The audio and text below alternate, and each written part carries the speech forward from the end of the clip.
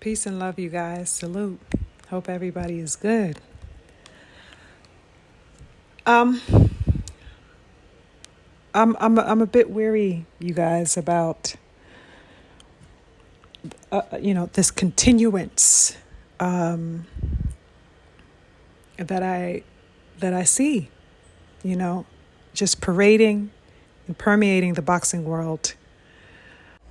A continuance of a mindset that is so compliant with not standing on any grounds worthwhile, that is set upon not representing our culture, and that is adamant about its silence and its complicity through that silence among the boxing world, and particularly among Black fighters. So I'll start here. Yesterday, Shakur Stevenson and Keyshawn Davis, as many of you may have seen, hopped on a Instagram live, yesterday. And at a point in their live, RiRi the racist, aka Mr. Billionth of a Gram Garcia, entered the live call on Instagram. Now, firstly, I'd like to posit that so many things were awry within what was displayed in this conversation.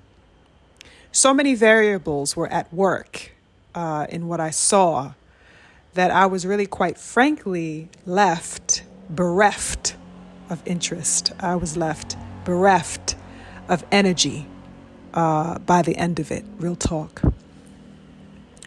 So now RiRi jumps on the call and, there's a bit of banter for a few seconds before Keyshawn Davis asks him, quote, "Why you keep talking down about Black people, bro, for real?" This is what he asked him.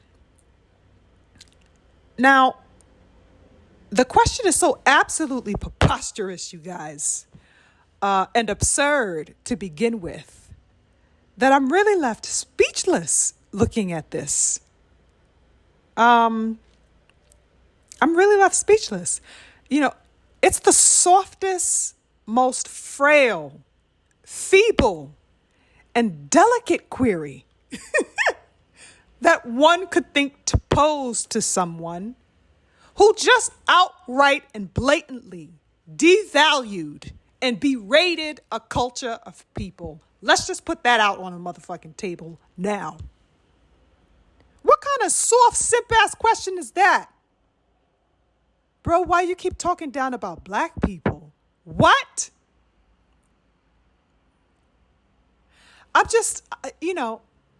It's crazy. And it's crazy how lightly the question was positioned in front of Ryan.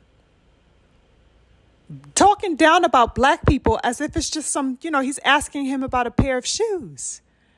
When he is really talking about a people that he and Shakur both come from. Keyshawn asks this question softly, you guys, cajolingly, coyly almost. Okay? He asked it with an affability and a congeniality. A friendliness was in the air, was in the tone and in the posture of this question. What the hell? Now, for me, seeing this off rip already had me in the red. I was already in the red because I knew exactly what would become of this conversation and how both Keyshawn and Core would proceed with coddling and protecting this coward. I knew it hands down as soon as the motherfucker asked that question. I'm like, oh shit, here we go. Here we go, y'all. Hold on for the ride because it's going to be a motherfucking bumpy one to us real ones who are watching. Now, to the question posed to him by Keyshawn, Ryan responds with an immediate defensiveness, you guys. He says, "Bro, that's old news, bro. Everybody knows that wasn't even my thing. You already know. I ain't going to try to bring that up. Don't try to start that narrative. I ain't on none of that. We were just all joking. It was stupid. End quote. This was Ryan's response to that question, you guys. Now, let me break this down here, if I may. So the first thing that Ryan says in his response is, quote, "Bro, that's old news, bro." Old news. So insulting and degrading a culture and a populace can be bypassed and disregarded.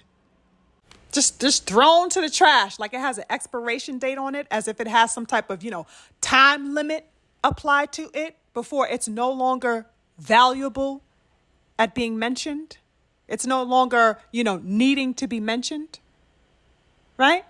So you could just disregard and berate a whole culture, for a certain amount of time before it's spoiled and to be thrown out like some old milk. Is that how this goes? I didn't get that memo, y'all.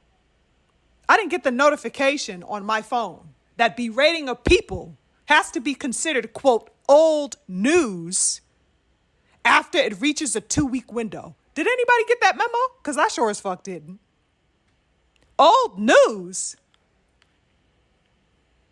It's old news after 2 weeks, so you just get to shit on a culture of people. And this motherfucking bygones be bygones so long as you reach that 2-week point? Is that how this works?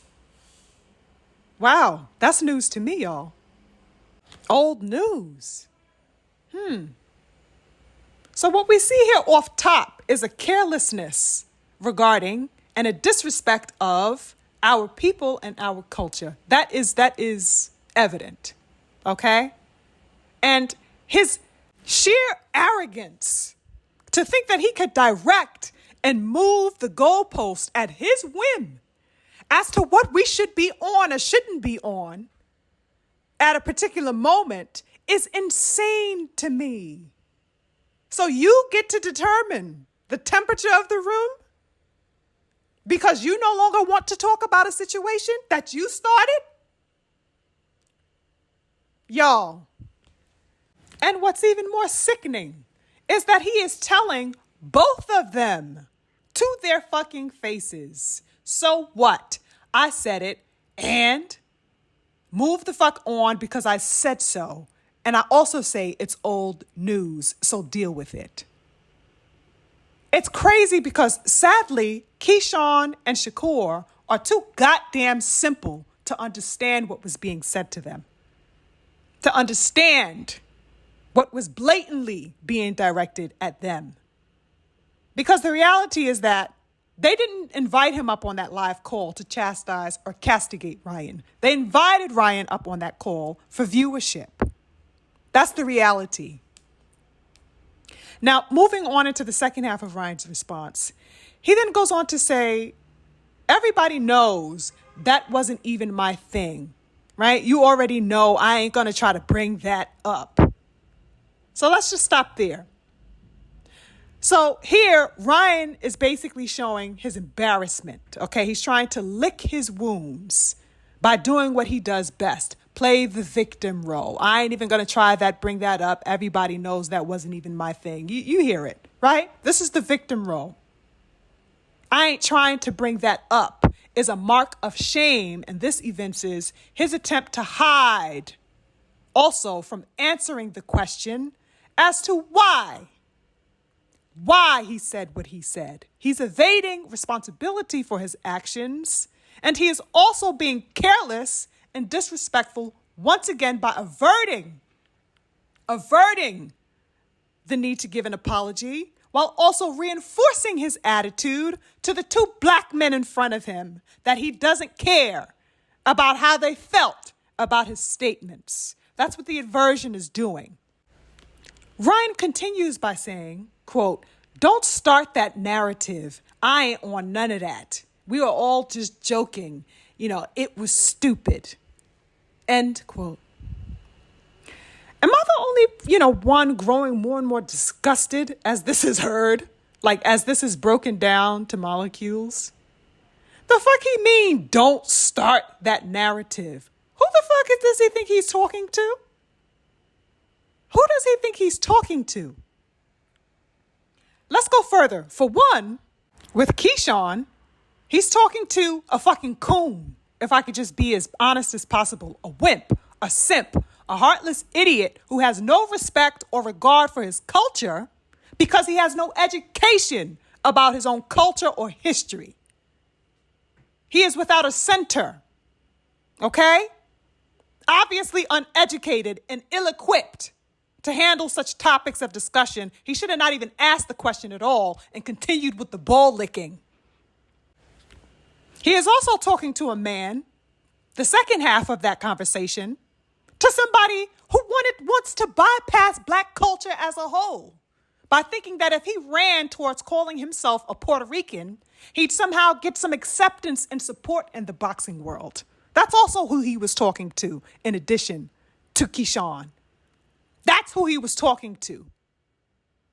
But moreover and beyond those two men, Keyshawn and Shakur Stevenson, I asked who Ryan thought he was talking to, because since this was a live call after all, he's also talking to a public that includes me and you and us.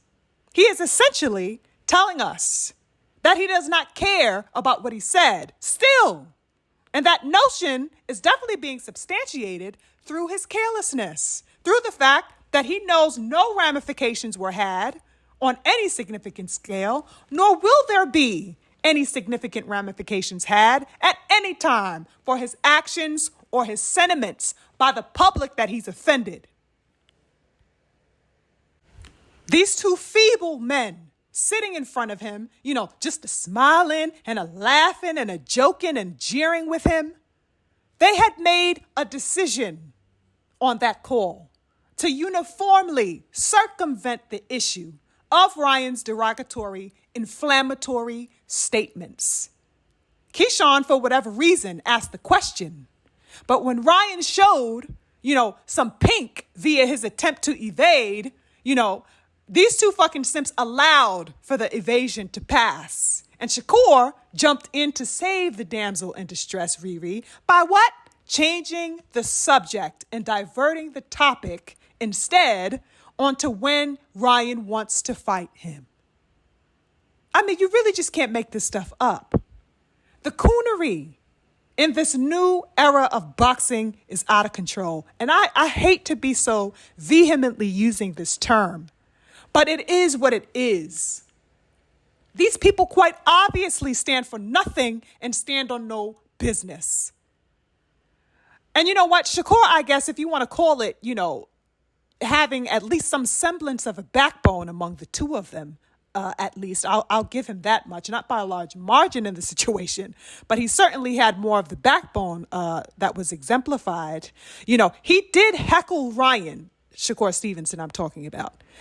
He did heckle Ryan about him being a drug cheat at several points in that call. And he did call him out a few times, specifically for his Ostarine usage and stuff like that. Yet, despite that, I guess, call out, if you will, none of his remarks were venomous towards Ryan. None of his remarks demanded respect. None of his remarks sought to check him, and none sought to uphold that blackness that Ryan insulted and disrespected, more importantly.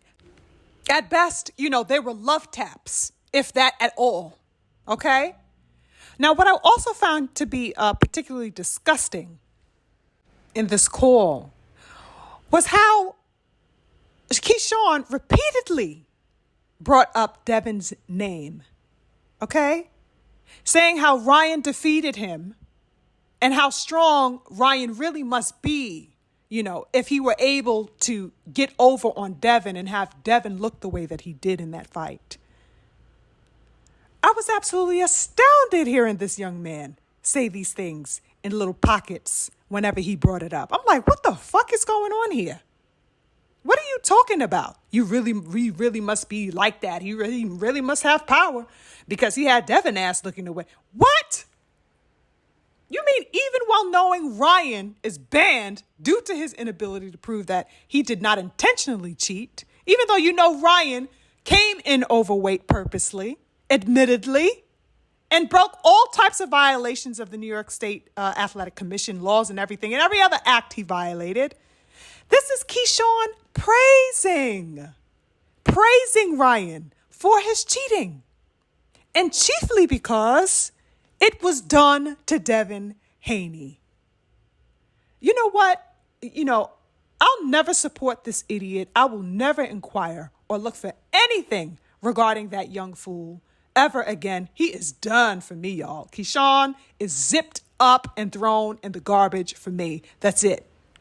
I don't need to see trash a million times before knowing it's trash. Zip him the fuck up, please. Him and Ryan can go slap each other's balls in the sunset for all I give a fuck. Okay? They're done. They can go rest forever in eternity in their body bags together as far as I'm concerned. They're done. I was absolutely appalled, you guys. I was appalled by how two black men in this sport took absolute care to not ruffle feathers of their precious jewel, RiRi, or the industry's precious jewel, RiRi. They took care not to publicly set him straight, to not put a foot in his ass. They took care to not show their people, their culture, that it is never okay, never acceptable to violate us. They failed to show us and show the world that it is never okay to violate our people who have suffered and still suffer in real time at the hands of systemic racism and all types of malicious partisan. And how it is never okay and never going to be condoned just because a simp like RiRi can't handle the heat after lighting his own match.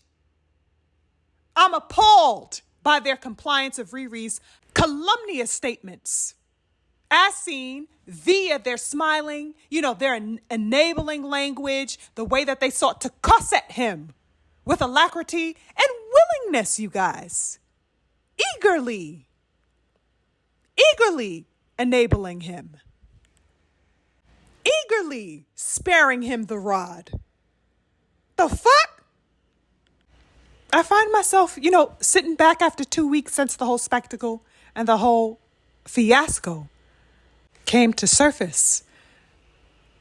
I can't help but ask, where is the manhood in this sport? Where is the stand-up character of these fighters? Where is the heart, y'all? It's a question that hasn't ceased in my mind since all of this commenced. And, as I've attempted to at least evince in my previous discussions, the issue reaches far beyond boxing. Okay? Once again, we see a display of reticence by our men in the sport and women, black people in the sport. Reticence is being seen. Okay? A hesitance to call out and shed light upon an obvious miscarriage of character and respect for our culture in the sport. Our culture that feeds and supplies everything that is the sport of boxing, period. Period. Are these men so concerned with their money that they rather sit with their hands over their eyes, their mouths, and their ears, completely disconnected from the culture that feeds them, that supports them? I can't help but rethink a lot about this sport as I sit back and watch this silence, this cowardice. And you know what? The reality is that it doesn't take every single black man and woman in boxing to set a fire. It really doesn't. And it doesn't take millions of eyes to see what light that fire can bring either. I'd like to see more uniformity for us and from us within the right things, inside and outside of boxing. Everybody else has their ties in the sport and makes no bones about it. It's celebrated, as we've spoken many times about. It's encouraged. It's reinforced. Those cultural ties, that camaraderie, that standing together as a unit, as a culture. And that's no matter the views, no matter the particular differentiations. The culture is held up and reinforced and understood by that collective. What the fuck is going on with us in this sport? Because apparently we are being bought and sold, literally, at the drop of a dime, to sit silently, to not object, to not represent the very culture that makes this sport legendary and worthwhile. Something's got to give, y'all. The more silently these people continue and choose to sit in the dark, the more compliant they show themselves to be with Ryan's belligerent remarks and any other systems at play against blackness and black fighters as a whole in the sport. Ryan doesn't get to cowardly rescind his statements and his posturing because he wants to pass it off now as a joke. We were just joking. No, motherfucker, you said it, you got to stand on it. I don't jokingly berate people's culture. I don't care where they come from. That's not a joke to me because I respect mine. I wish all the care that Keyshawn and Shakur showed for tiptoeing around Ryan's emotions, his frail emotions, that they put that same care or a fraction of that same care towards their people. We got to do better, y'all. I'll leave it there for now. I'm on to the next. Peace.